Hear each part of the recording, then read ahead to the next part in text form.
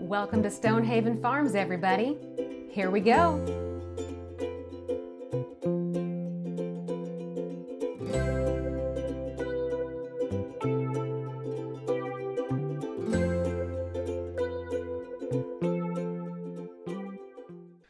Good morning, friends and family. We are checking in with everyone, and we wanted to do a recap of our summer and our adventure to Arkansas. So when did you get here? May? End of April, May? End of April. And I got here in July. So in July, Ron flew back up to Juneau. We got everything ready to go, packed up the truck, and then we drove from Seattle down to Arkansas. Hold on a second. I think you skipped a major part. Okay. I sat on the ferry for 3 days by myself. That happened. Going from Juneau to Bellingham, where I met Mattie and Sam, who's sitting right here next to me. You can't see him. He's being a good boy. And this was so that Sam didn't have to fly on the airplane. No, that he did fly on the airplane. Oh, he did so fly. he didn't have to sit on the ferry That's for 3 right. days. Okay, got it backwards. And so I didn't have to sit on the ferry for 3 days. So yes, Sam and I flew from Juneau to Seattle. Ron sat on the ferry for 3 days, and then we met. He picked me up at the Seattle airport, Sam and I, and then we drove from there. That's right. So we made the drive in, what did it take us, 3 days? About 3 days. Yeah. It was pretty quick. We didn't do all the stopping and sightseeing that we thought we would do. We were pretty kind of in a hurry to get here. In a hurry to get here and get things stabilized. So maybe let's talk about why we decided to move when we did in the first place. Why did we decide to make this jump now as opposed to later? I mean, initially this was supposed to be a sort of a retirement plan, and we jumped the gun a little bit. There were a lot of reasons. You know, one, Mattie's parents' health kind of forced that into earlier action.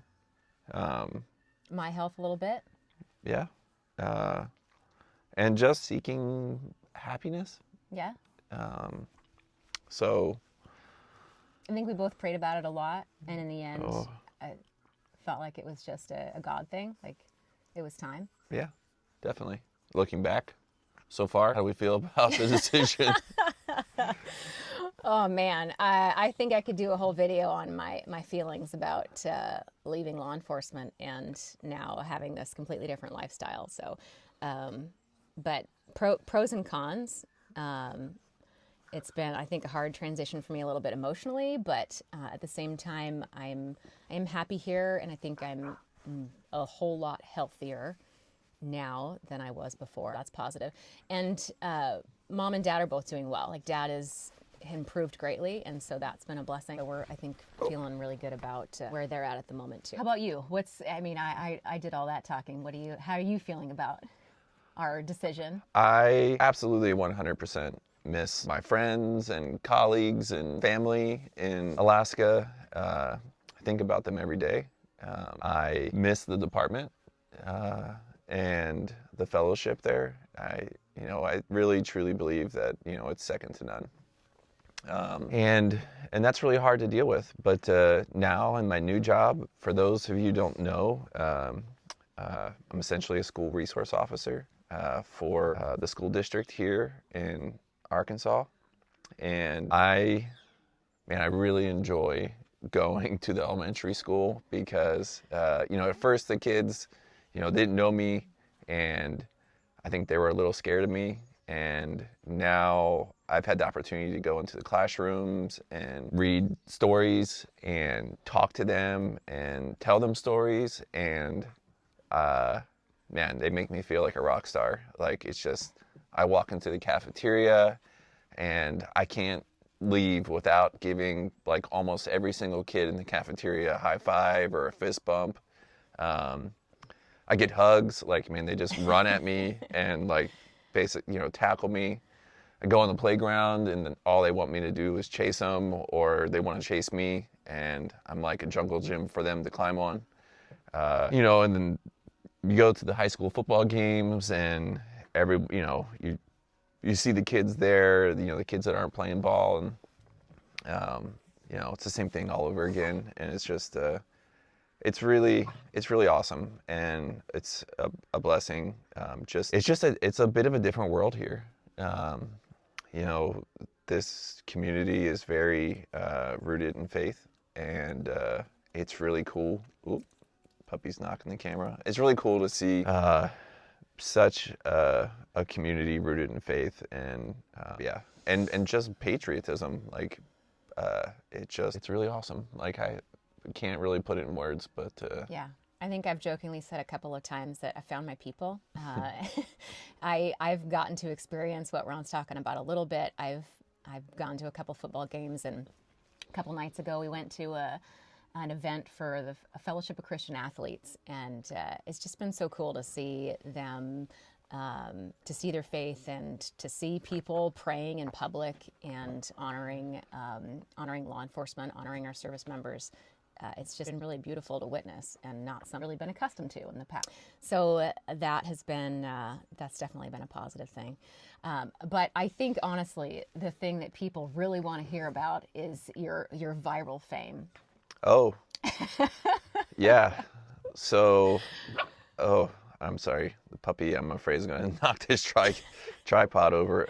Start over if that happens. Yeah, she wants to play hardcore.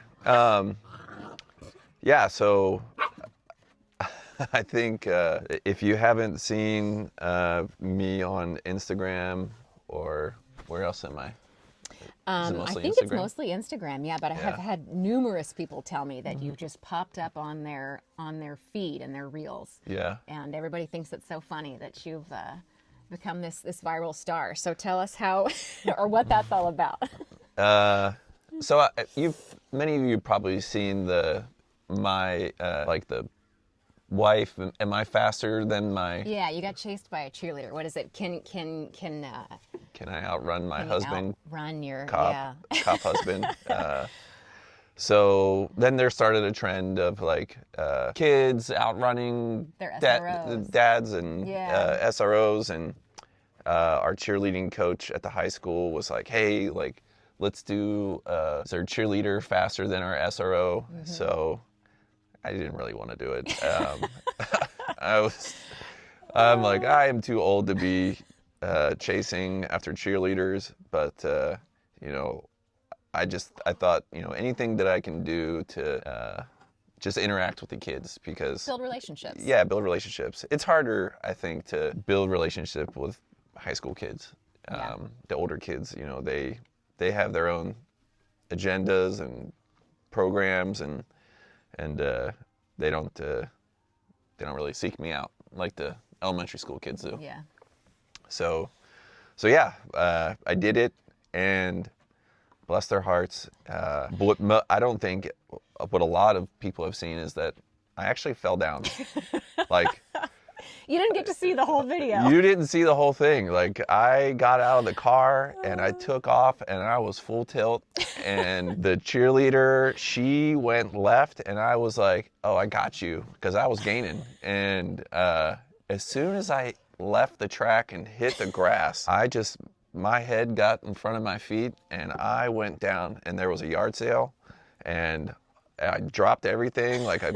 Luckily my gun didn't fall off. But then they kind of edit back to me running across the field. Very kindly. Very yes, kindly. cut that part Because, out. man, that would have gone viral. Yeah, oh, man. I don't know. I wasn't opposed to it. She just did it. And I was like, wow, that was really nice. Because it was quite funny, I think. And maybe they'll do a second release or something. Sure, with your permission. I'm sure that would be. Yeah. And then it'll really blow up, hey, here's the real story. Yeah. And then, that was so successful that they wanted me to do another one, or they wanted to throw me up in the air, and I was like, they're like, can you do cartwheels? I was like, absolutely not. I can barely get out of bed in the morning. So yeah, they talked me into lifting me up, and I was just like, man, please don't drop me. And then they dropped me, Did they? Yeah, Oh. I fell. I was on the ground. Like Missed they that they part. edited that out also. I'm not graceful, not coordinated in any by any means. So yeah, that's been fun. Yeah. So let's talk about that project, I guess, first of all. And that's something that we partially completed. Was it last year or the year before? The spring project. I would probably say it was probably 2 years ago. Yeah. Um, So the spring, the natural spring that we have on the farm, Ron had, well, I guess you explain it. We had put a pump down in that spring that's attached to a solar panel that we set up in the pasture, and then we had buried water line from the spring up to up to the pasture where we had sat a 2,500 gallon or 3,000 gallon water tank, and so the water pumps from the spring up into that tank. And then the next year, we got another tank. we got another tank, and we sent water up the other side of the mountain into that tank. And that's the tank that's now feeding the garden here at the house. So this year, when I got here in July, I think that's been our biggest project this year, right? Is I think getting the water from house 3 to garden. To the garden. Yeah. To the barnyard animals. And this system essentially is another solar system, and this system uses a pressureless tank pump. I think that's the right terminology, to push water from our storage tank almost 2,500 feet across our pasture to our storage tanks by our woodshed. And then from there's another pump that pumps water into our raised garden beds, and also hoses to feed our livestock guardian dogs and our chickens and turkeys pigs. and Yeah. ducks and pigs. So yeah, so multi-purpose. It works for us here at the house with our garden and our animals, and it also sends water throughout the pasture for the cows. Yeah, it's really cool. There's like these, I think we call them quick connects. Yeah. But we can quickly connect to the pipe, tap into it, and fill the water troughs that we've been watering the cows with approximately every 500 feet. And it's been working great. But before we could install the solar pump, we also had to build buildings around our water tanks. Yeah, and dig. That was another. And dig. That was the worst part. Well, yeah. So the digging, yeah. We chose the hottest and driest time of the year to do it, Sure. and it was like a race to get it done because school was going to be starting, Yeah. and we really just wanted to get this project done. We've been researching it and buying supplies and everything we needed to do it. And So thank God for Ron, because I'm, one, not nearly as strong as you, but also, with my lupus, I'm not supposed to be out in the sun, and so I get tired pretty easily, and I definitely can't last during the hottest part of the afternoon. So a lot of this grunt work Ron did himself. yeah, and if I could go back and do it over again, knowing what I know now, I'd do things a lot different. Sure. And thankfully, we still have about 2,000 more feet of trench to dig, so- and we think we know how to do it better now, so that we don't have to do what I did. And what happened was we got a ditch witch, and we had it for the weekend. We could only use it technically, it was like you paid a fee and you could put 8 hours on the machine, and then every hour over 8 hours you paid an additional fee. So it was like this mad rush to get this trench dug, and we started the wrong way. We started from the end point instead of the starting point, and we didn't know where things were going to kind of end up in between and all of our water connections. But what really happened was the ground was so dry, it dug a beautiful trench, and then a light breeze came, and the dirt was like powder, and it just went poof, Filled back into the hole. right back into the trench. Yeah. And before we could get the pipe in, so I'd spent, an entire weekend trenching this ditch, and by the end of the weekend, it was basically filled back up with dirt again. Right. So the ditch, it filled up with dirt. Yeah. And then it rained. Yeah, and then it rained. And then it got heavier. It got heavier, so you had to go back through and basically re-dig that trench out. And granted, it was a little easier because, you know, the dirt had been moved once before. Yeah. And it's very rocky here. Like, there are so many rocks. We call it rock and saw, jokingly.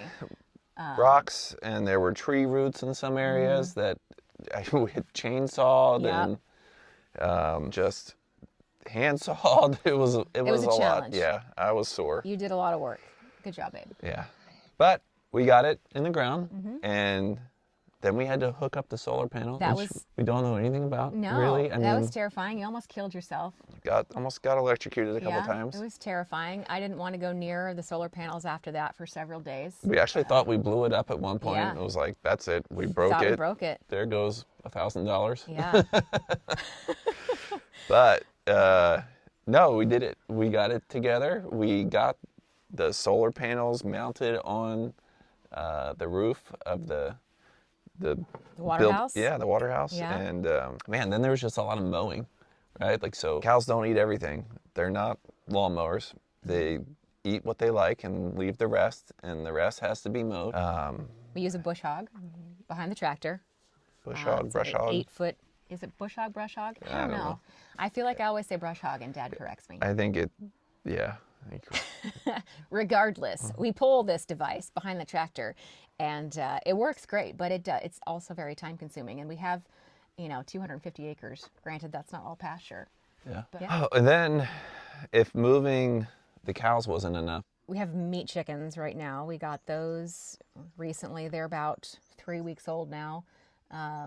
Cornish cross are the meat chickens, or the broiler chickens that we ordered, and they came from a farm in Missouri as one-day-old chicks, and it only takes 7 to 8 weeks to grow them out. So they're very fast-growing. That's typically, I think, the meat chickens that if you buy a chicken in the grocery store, I think they're typically Cornish cross is what you're getting. They're really taking off too now. Like, they're they're getting really big, really fast. It's incredible. It's amazing. Yeah. Because weeks before that, you got some new laying hens. New laying hens, yeah. Because our chickens are terrible. They're just not laying eggs. Yeah, well, they're 4 years old now, so they're getting to the end of their laying years. So I did also order some new laying hens. They're Rhode Island Reds, which are the chickens I had in Juneau, and I loved them so much that I got more of those. And yeah, I think the broiler chickens, even though they're several weeks younger, are bigger at this point than the laying hens. So it's pretty incredible. But so yeah, we've got the new laying hens, the broiler chickens that we're working on. We've got turkeys, 3 that are ready, I think, at this point to process, and 2 younger ones that they won't be ready to process probably until late in the winter. Which is fine. We might even keep them until next year. We'll see. I mean, I think my whole idea was like I didn't want just meat in the freezer. Yeah. Getting old and freezer burned. Yeah. and just having fresh food. Yeah, and I think we also had talked about maybe keeping a hen and a tom to reproduce our own turkeys. I really like the turkeys. I think they're fun. Maddie doesn't really like them that much. It's because I have to feed them every day, and they chase me around the barnyard.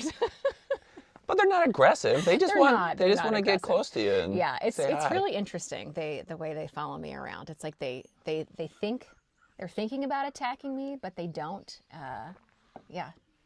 But they are very beautiful. Yeah.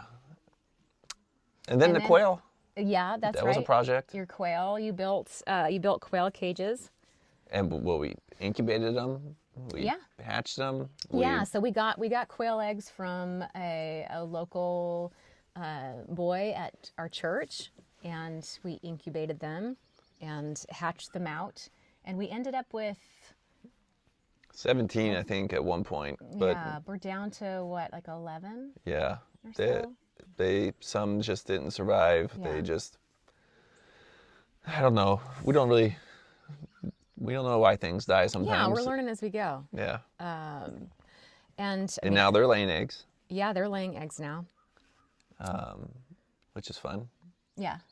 I kind of want to, my goal is to have enough to continue like the cycle and then You have want to enough. incubate more. And I want to eat. I want to be able to eat some quail. oh, okay. I want to have some delicate quail Sure. cuisine. Which does not sound appealing to me whatsoever, but We'll see. we It might be your new favorite chicken. I enjoy the quail, the birds themselves. Like I think that they're kind of fun. They make these interesting noises, and I just think they're pretty. But We got a kitty. we do, yeah. We got a kitten again from that same family from church. They gave us a kitten. They wanted to give us more, but we just took one. Weren't sure. Yeah, and she's super sweet. Yeah. She chases little critters. She likes to eat lizards, which is a little odd, but hopefully I think she will be a good mouser. Yeah. Yeah. I think so too. And then I guess what else? Our 3 pigs that are due for processing soon? Yeah. Stay tuned for a processing video. Yeah. YouTube doesn't like to show any of the killing part of the processing, but we'll be able to show you like the beginning and middle and end of what that looks like. And I don't think we've quite decided yet. Like we have 3 Hereford pigs, and they are about to be 6 months old, but big enough at this point to process if you want. And we haven't quite decided whether we're going to just process 1 for now or all 3. I think that currently the plan is to process 1 and see how we like the meat, because we've never processed a Hereford before. Nope. And We've done the coonies. we did the coonies, yeah. And that was good. Yeah. It was really good. Like the meat quality was awesome. The fat content was a little high. Mm-hmm. And the they yield, were small. The yield was not great. Like Yeah. it was it was like we ate it in a week. Yeah. It was like, oh, this is so good. The pork chops were amazing. They were like steaks. Like they just Yeah. It was really good. We go through a lot of pork. We really like the bacon and the sausage. love the sausage and bacon. We eat a lot of that. So hopefully these pigs will last us. Yeah. Yeah. Well, they're about 200 pounds each. So if we can tear through 600, if we process them all and we eat 600 pounds, That would be impressive. That would be pretty impressive. So we'll process 1, see how we like it, and then we'll determine whether or not we want to process the other 2, maybe process them and sell them. If we don't feel like we can consume all that pork, because again, we don't want to have just excess meat lying around getting freezer burn that we're not going to use. Like that's just wasteful. And we'd also talked about maybe keeping 1 and trying to farrow, because I've always wanted to try farrowing pigs, but the thought of having we'd have to get a boar. We'd have to get a boar, or we'd have to do artificial insemination. Something else we'd have to learn how to do, because it's something I've never done before. Learning as we go. And then we'd also have to get some kind of a structure to keep her safe during the winter time, which wouldn't require much. Just a little hut and some hay would be fine. But have pigs laying in the snow. It doesn't work. Yeah. And then, keeping water thawed during the winter is always a little bit of a challenge. Yeah, absolutely. Yeah. So we're going to have to work through all that, but we'll see how that goes. Was there anything else? Yeah. I think you're pretty much caught up.